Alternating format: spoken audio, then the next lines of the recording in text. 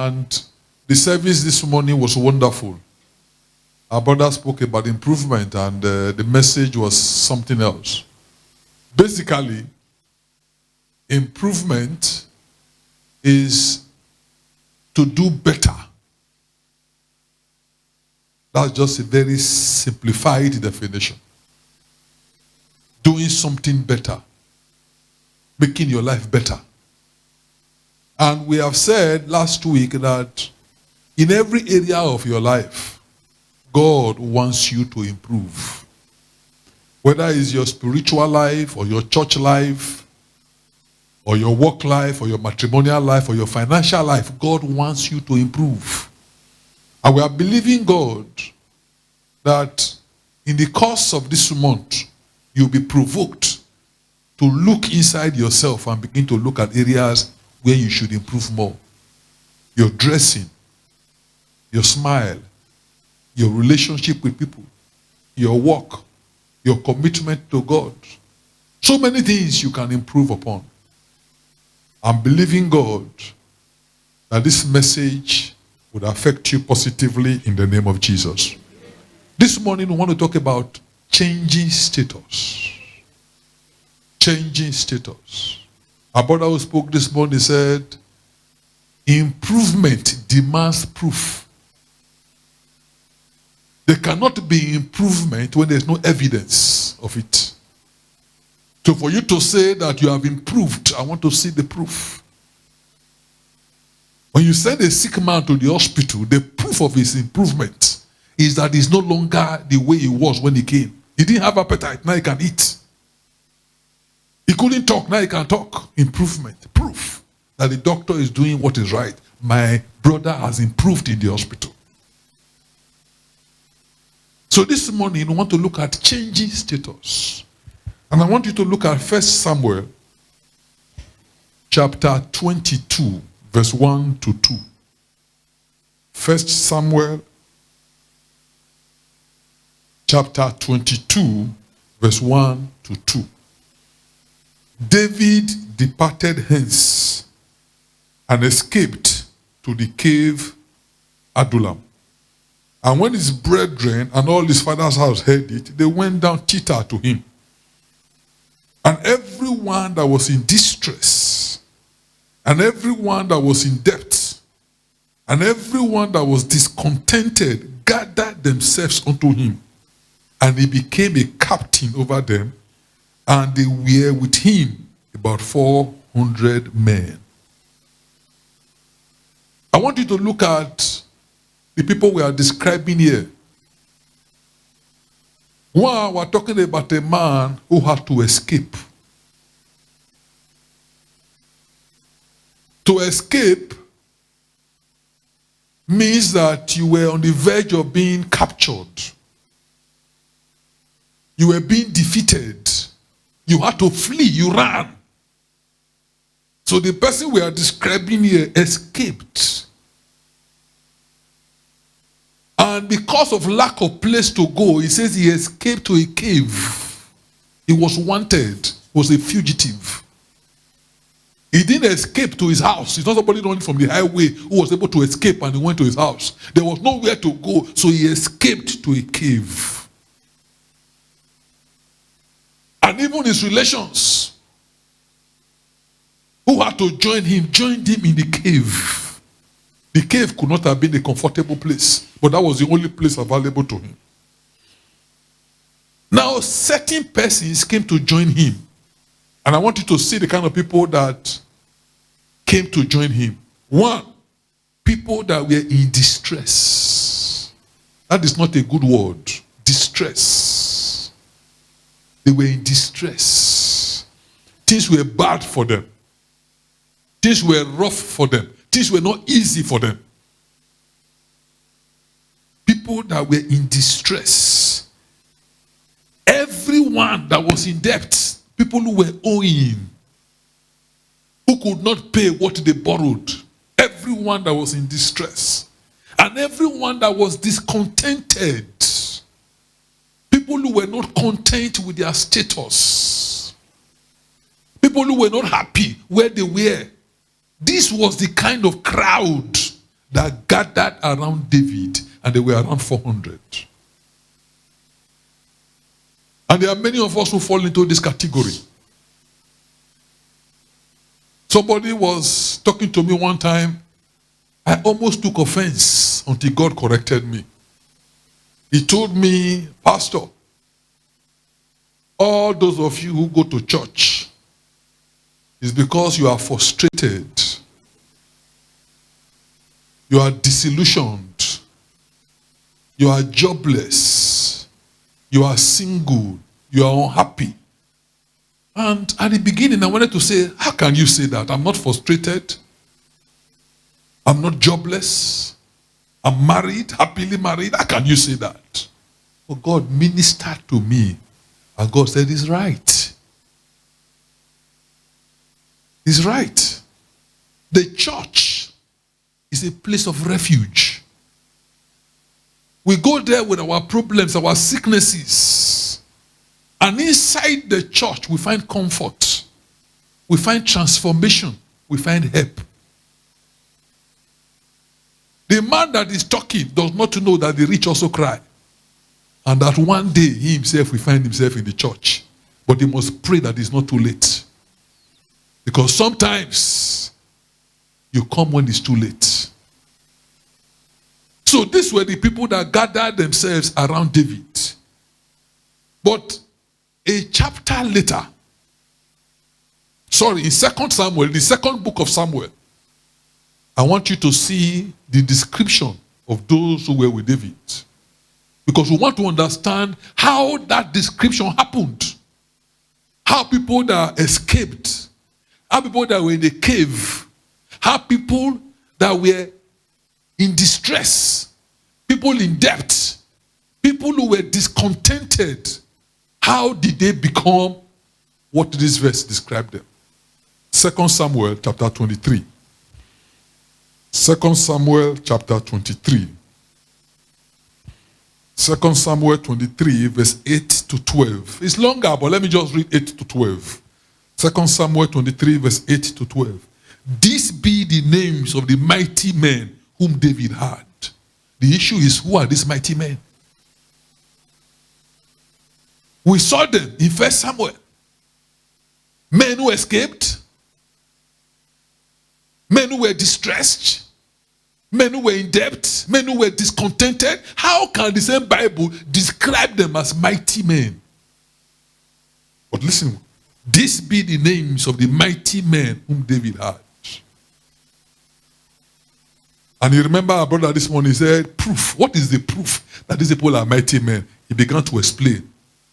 Itachomites that sat in the seat, chief among the captains, the same was Adino, the Israelite. He lifted up his spear against 800 whom he slew at one time. He slew 800 men at one. Only him, 800 men, he slew them. And after him was Elijah, the son of Dodo the Hoyite, one of the three mighty men with David. When they defied the Philistines that were there, gathered together to battle, and the men of Israel were gone away, he arose and smote the Philistines until his hand was weary. And his hand clave unto the sword, and the Lord wrought a great victory that day, and the people returned after him, only to spoil. And after him was Shammah, the son of Agi the Haritite, and the Philistines were gathered together unto a troop, where was a place of ground full of Levites, and the people fled from the Philistines, but they stood in the midst of the people and defended it and slew the Philistines, and the Lord wrought a great victory. Proof of mighty men. And the question this morning is, how did it happen? How did men who were nothing become great? Changing status. How can you, that they ridicule, they laugh at, they mock, how can your status change? Changing status. There are so many things that these people learned from David. Remember, the Bible described David as a man after God's heart. There were so many things that they learned. There are so many examples you could give, but I just saw one story. And from that story, let me give you some things that changed their status.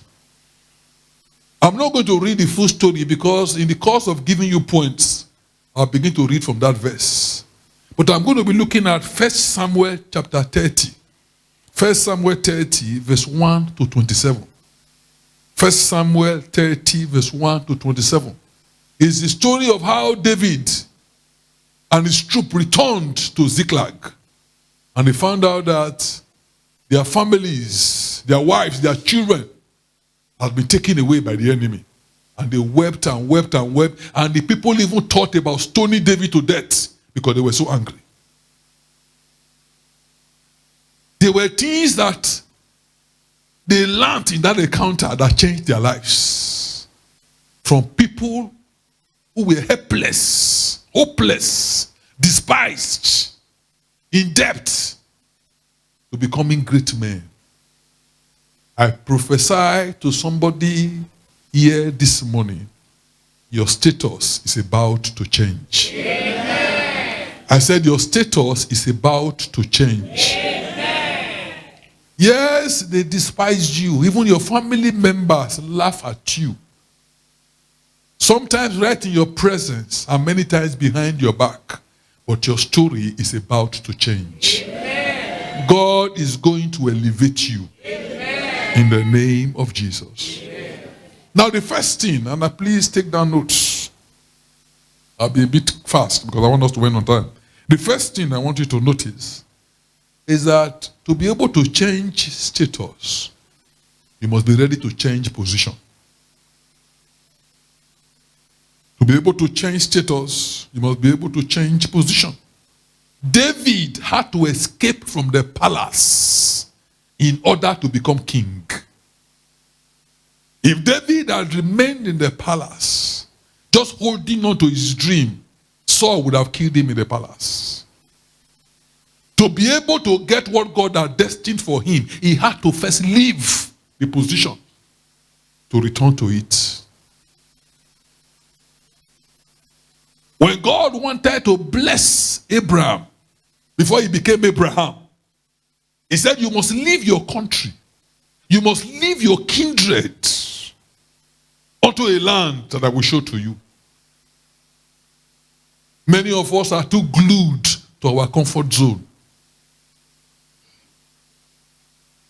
The Jews, the Igbos, and even Nigerians today have learned that in moving, prosperity can come.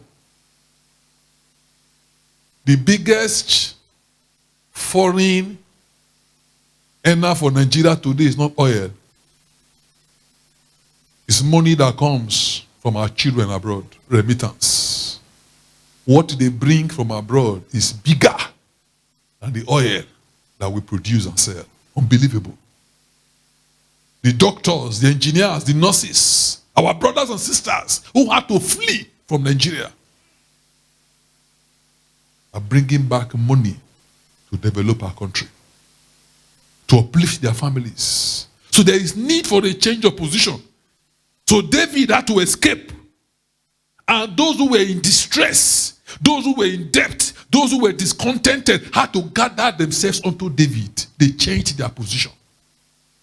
You can't remain where you are and expect your status to change. You must make a move, number one. Number two, to be able to change your status, you must learn to encourage yourself. 1 Samuel 30 verse 6, and David was greatly distressed, for the people spake of stoning him, because the soul of all the people were grieved, every man for his sons and for his daughters. But David encouraged himself in the Lord his God. Brethren, even if the world is laughing at you, even if your family, your wife, your children, they are laughing at you, you must encourage yourself. Your survival is dependent on what you think of yourself. Encourage yourself. People commit suicide because they have lost all hope. And yet, when you see what they have after the suicide, you tell yourself, how could this man have committed suicide when he had all this? He did not know how to encourage himself in times of crisis. Don't allow those poisonous words to contaminate your life. People speak all kinds of things against you. Don't even listen to them. Don't allow it to grow root in your heart. Encourage yourself. Tell yourself, my tomorrow will be better than my today. Encourage yourself. No, but that's the second point. The third point, I'm talking about things you must do if you want to change your status. Hopeless men became great men. They changed position. They encouraged themselves. The third point, 1 Samuel 30 verse 8. And David inquired at the Lord, saying, shall I pursue after this troop? Shall I overtake them? And he answered him, pursue, for thou shalt surely overtake them, and without fail recover all. Seeking God. This man learned that there is no way you can succeed in life in the absence of the Almighty God. Even when he encouraged himself in the Lord. His strength was his knowledge of God. Many of you give up because you believe that nobody cares for you. But God said, even if your mother will not remember you, I will remember you. So he encouraged himself in the knowledge of God's word, that he had a loving father who was plenteous in mercy, who will forgive those who come to him. He encouraged himself. Many of us are pursuing men and women, but we don't know how to seek God.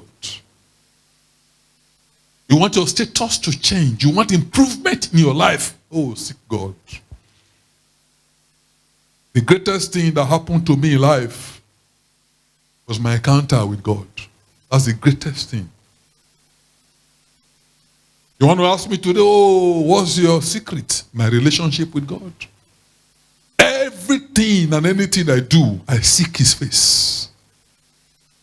And God can never guide me wrongly. Seeking God. David inquired of the Lord, saying, shall I pursue after this troop? Some of us will just pursue them. No. Shall I overtake them? And he answered him, pursue, for thou shalt surely overtake them, and without faith recover all. Seeking God. Number 4.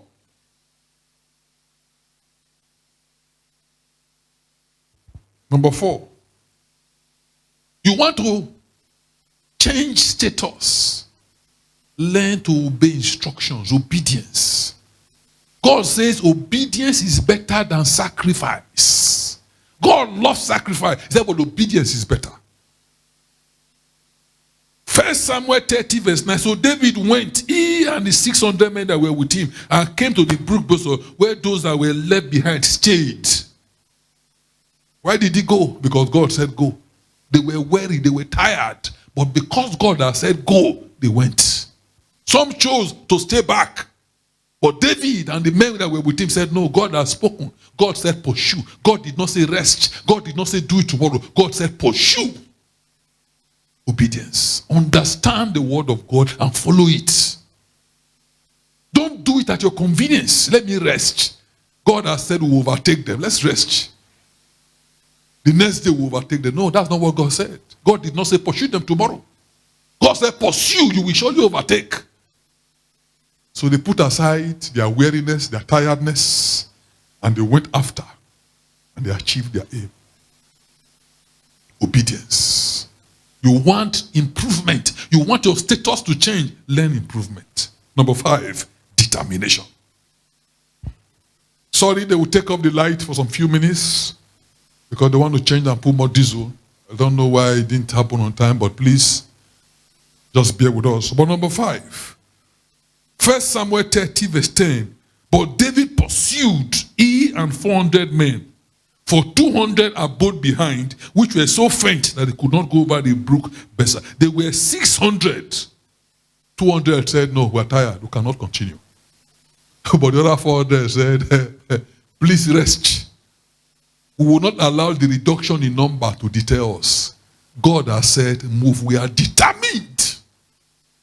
It's not just being obedient. We are determined to do what God has said. Determination. Some of us, our obedience, like I said, can be corrupted. I will go, but let me rest. When we are determined, pastor said, I should be there by 9 p.m.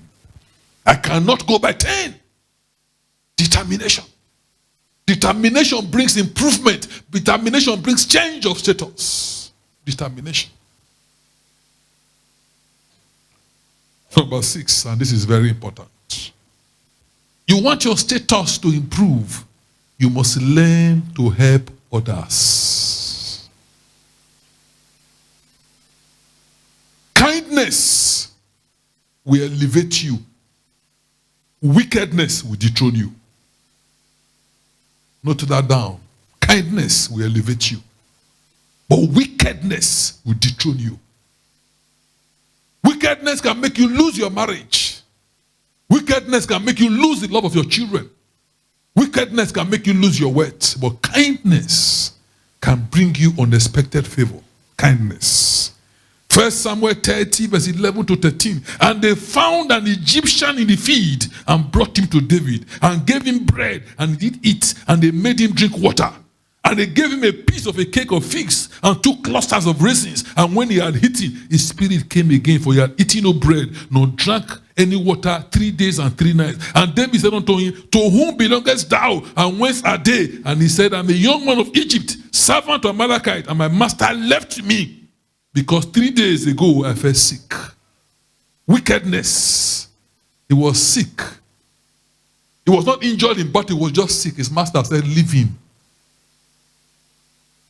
That wickedness is what brought the destruction of the enemy. The help that they gave in seeing a stranger, an unknown man, stranded in the desert, they picked him up. They gave him food, they gave him water, they treated him with kindness. That help changed their status, changed their story. Don't say you are too sorry for yourself to help anybody.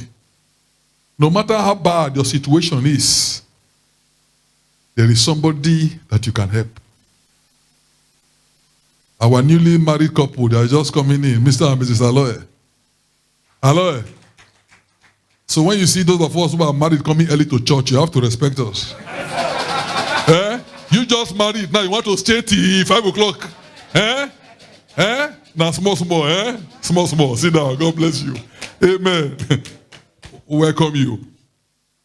Learn to help others, no matter how bad your situation is. There is somebody you can still give help to. I'm telling you the truth. Don't, have that attitude. My situation is bad, I can't help anybody. No, there is somebody you can help. There's somebody. And when you help people, you provoke the heavens to bring you help. Number 7. Information or knowledge is critical to success. You want to change your status, pursue information, pursue knowledge. 1 Samuel 30:15. And David said unto him, can thou bring me down to this company? And he said, swear unto me by God that thou will neither kill me nor deliver me into the hands of my master, and I will bring thee to this company. Those who invaded them, carried away their wives, carried away their children, had disappeared. It's one thing to pursue them, but where are they? Where are they going? You don't have any answer. But help that they gave to a stranger brought revelation. The revelation was that the man that was stranded was one of those who went for the invasion. But his master, out of wickedness, had left him in the desert. So the information they needed was available to the man. And he said, please, can you tell me where they are? Information. Information. Yesterday, we were trying to take a turn. I was traveling down to Benin in late evening. I asked my driver, are you sure you know the direction? He said, yes. Are you sure? He said, yes. I said, okay, go. But alas, we were going to the wrong direction. And I told him, how many times have I told you? Ask. Ask. Ask. The Bible says, ask, you will receive. Seek, you will find. Knock, it will be opened unto you. Ask. The pursuit of knowledge is the asking of many questions. Ask. Information. That information gave them direction. Your status will change if you can access information. There's information you need that can change your status. The knowledge you have right now is limited, is stagnant. Your knowledge level has to go to a higher level. And you will begin to find out that where you are is too small for you.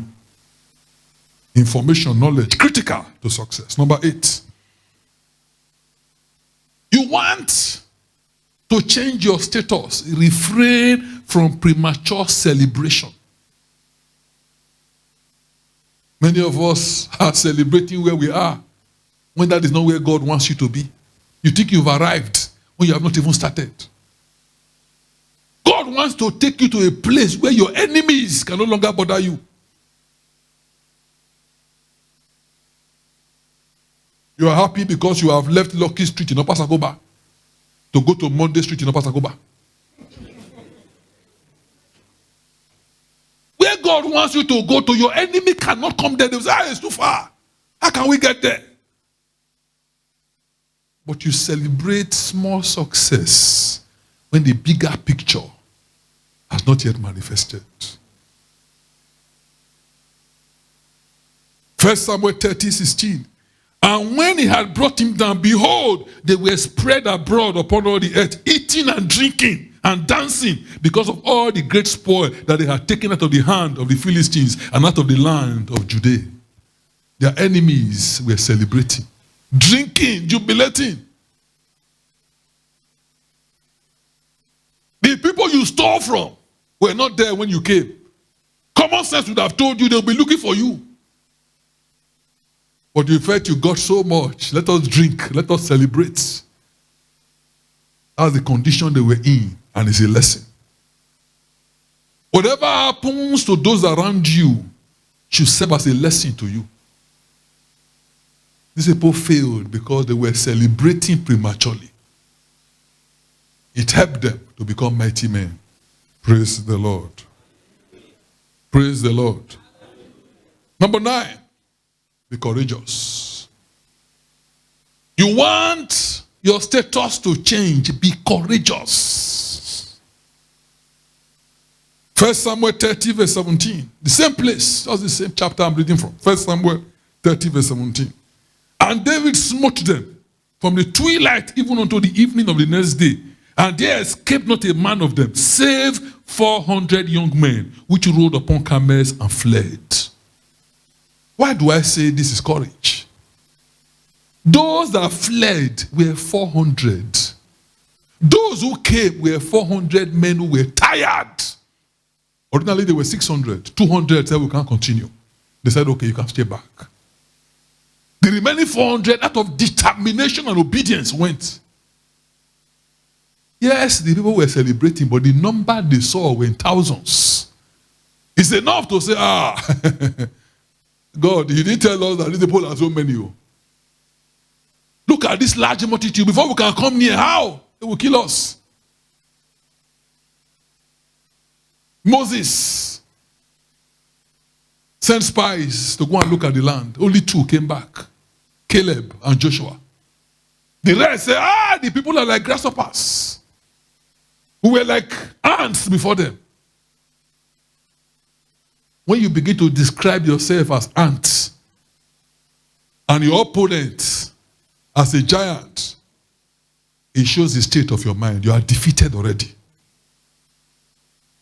But because these men were courageous, the large number did not mean anything to them. And I want to tell you this morning, don't be discouraged by the gang up against you. Don't be discouraged by the number of your enemies. He said, greater is he that is in us than he that is in them. Lord, open his eyes that he might see that we are greater than the enemies that he sees. Be courageous. Be courageous. In Deuteronomy 13, verse 7 to 8, Moses called unto Joshua and said unto him in the sight of all Israel, be strong and of a good courage, for thou must go with these people unto the land which the Lord has sworn unto thy fathers to give them, and thou shalt cause them to inherit it. And the Lord, he it is that goeth before thee. He will be with thee, he will not fail thee, neither forsake thee. Fear not, neither be dismayed. Be courageous. Number 10, you want to change status, you must learn to reject evil counsel. Be very wary and careful of those you associate with. 1 Samuel 30. 1 Samuel 30, verse 22 to 23a. 22 to 23a. Then answered all the wicked men and men of Belial, of those that went with David, and said, because they went not with us, we will not give them aught of the spoil that we have recovered, save to every man his wife and his children, that they may leave them away and depart. Then said David, you shall not do so, my brethren. Among the 400 that went with David, there were bad people among them. There were bad people. And for those people, they said, what we have collected, and we get ammo, is for us. We will just give them what they lost, what was taken from them. But all the extra, no way. Only those who went on this journey will get. And David said, no. I reject your counsel. And you see the way the Bible described it. He said the wicked men and men of Belial that went with David, they were wicked men in their midst. And among you, among your friends, there are wicked men and wicked women. Be careful of their counsel and be able to reject them. That your friend who tells you don't take nonsense from your husband, watch her. Watch her. She's telling you don't take nonsense from your husband, but she kneels down before her husband every morning. Be careful of her.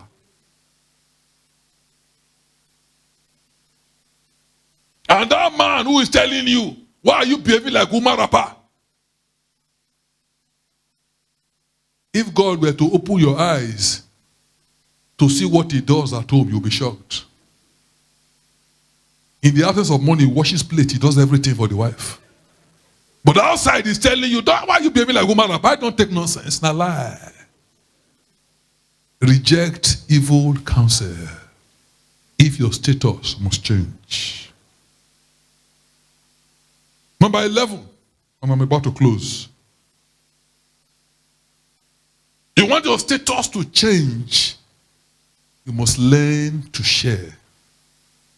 I talked about helping others, but you must also learn to share.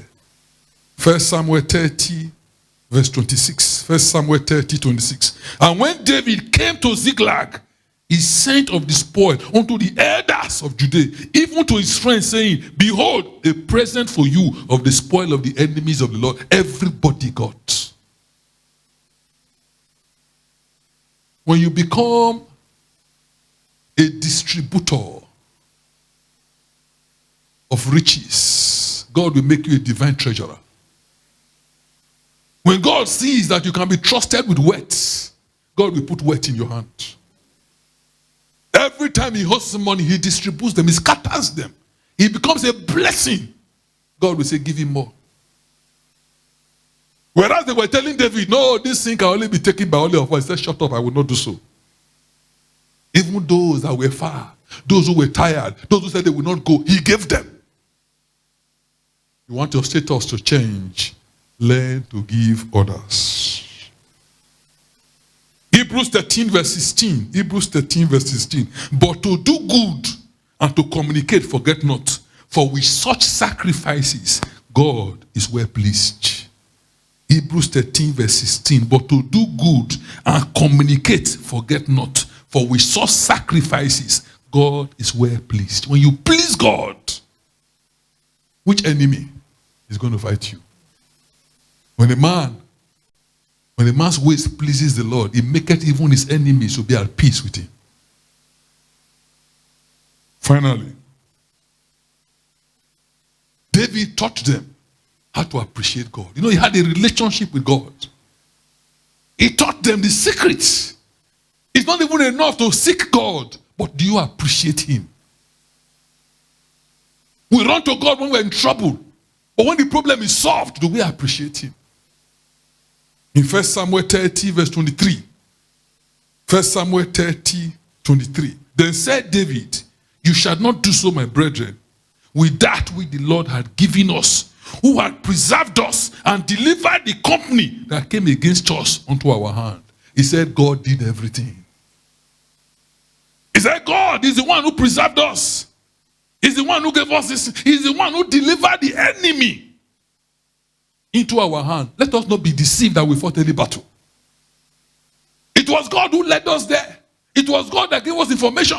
It was God that made it to be celebrating when they ought to have been ready for us. God gave us the victory. He taught them how to appreciate God. 10 lepers came to Jesus and they were healed in Luke 17 verse 17 to 19. And Jesus answering said, were there not 10 cleansed? Luke 17, 17 to 19. But where are the 9? They are not found that return to give glory to God, save this stranger. And he said unto him, arise, go thy way, thy faith hath made thee whole. When you learn to appreciate God, God does more for you. Well, let me conclude by this verse, which is what David was telling them when they came to him. In Psalm 51, let me just read verse 10 to 13. Verse 51, 10 to 13. David said, create in me a clean heart, O God, and renew a right spirit within me. Cast me not away from thy presence, and take not thy Holy Spirit from me. Restore unto me the joy of my salvation, and uphold me with thy free spirit. Then listen to this. Then will I teach transgressors thy ways. Those that came, he taught them. Then will I teach transgressors their ways, and sinners shall be converted unto thee. I will make them know that their salvation, their greatness, their change in status lies in you. Bow down your heads in prayers. Bow down your heads in prayers. Oh, bless the name of the Lord. Just bow down your heads in prayers. You are here this morning. You are not happy where you are. But there is a God who can move you to a better place. There's a relationship that can change your story. Turn your mourning to joy, your sadness to laughter. There is a God who can elevate you. There's a God that can promote you. Is that come unto me, all ye that labor and are heavy laden, and I will give you rest. And if only you can believe in the Son, our Lord Jesus Christ, you will be saved. He's the way, the truth, and the life. No man can come to the Father except by him. Oh, I was saved before, but I'm still into sin. Then you must renew your covenant with God. Your status must change. You can't continue like this. The agenda of the devil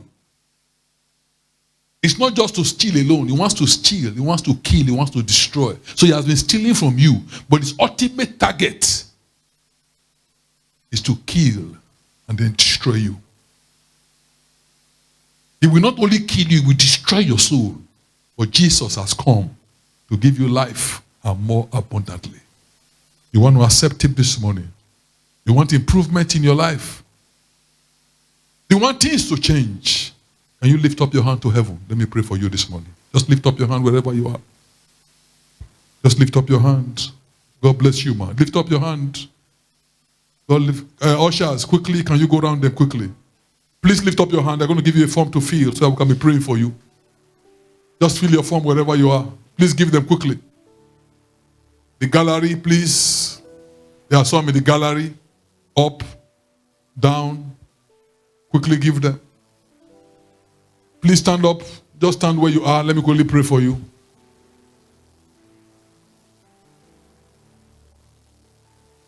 Stand up where you are.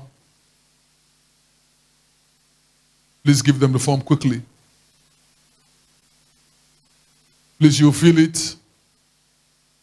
At the end of the service, the ushers will attend to you very quickly. You will give them the card back and they will just talk to you for some few minutes. I want you to say with your mouth, just say, Lord Jesus, I accept you this morning as my Lord and personal Savior. I believe you are the Son of God. I believe you died and resurrected for my sake.